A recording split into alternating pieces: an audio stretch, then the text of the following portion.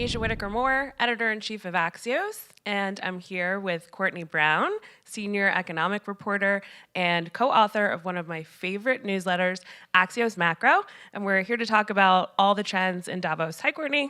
Hi. So you are not a newbie. You've been here many times before.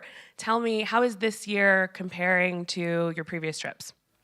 My first observation was it feels a little thin this year, and that's been confirmed by some of the folks that I've talked to. There's definitely not the huge swell of CEOs and government officials that you usually expect in Davos. Even as you walk along the promenade, some of the storefronts are empty. Those storefronts are usually rented by businesses to do fancy cocktail events or what have you. I'll say it's a little bit thin this year. The other thing I've noticed, which is different, is the economic mood of Davos depends who you're talking to.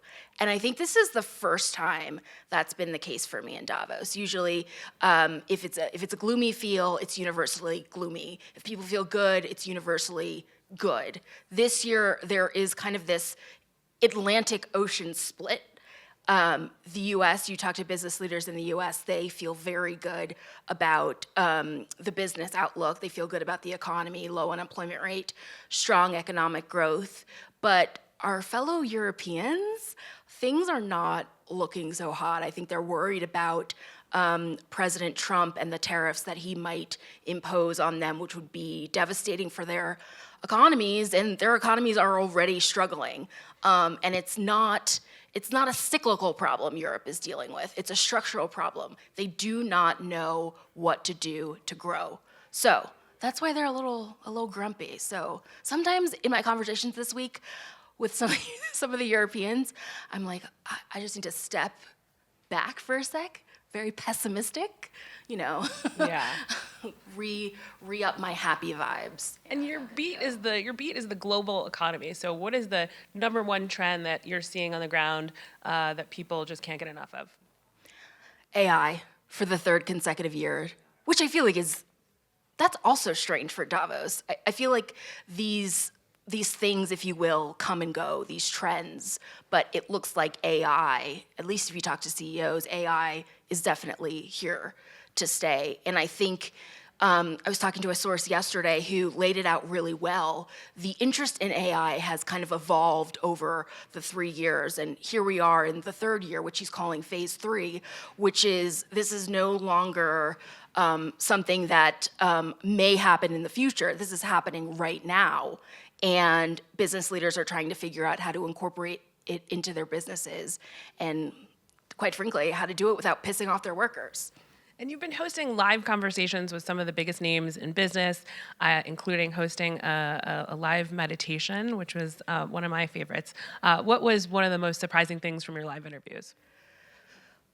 I think the most surprising thing is definitely this idea that some CEOs, not all, but they see AI as this magic potion cure-all thing. You talk to the CEO of a mining company, as I did last week, and we were talking about how the economic backdrop of the 2020s is so different from the 2010s. In the 2010s, it was about a lack of demand. Now it's about a lack of supply, and he mentioned off the cuff that AI could actually help find more materials. It'll make it easier for them.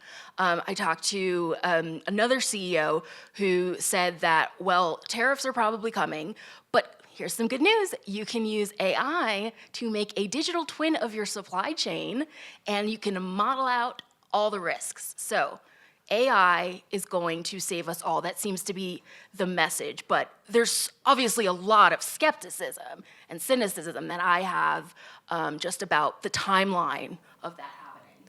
So we'll end on one fun thing. You can see anyone on the streets of Davos. Who's the most famous, interesting, dazzling person you saw?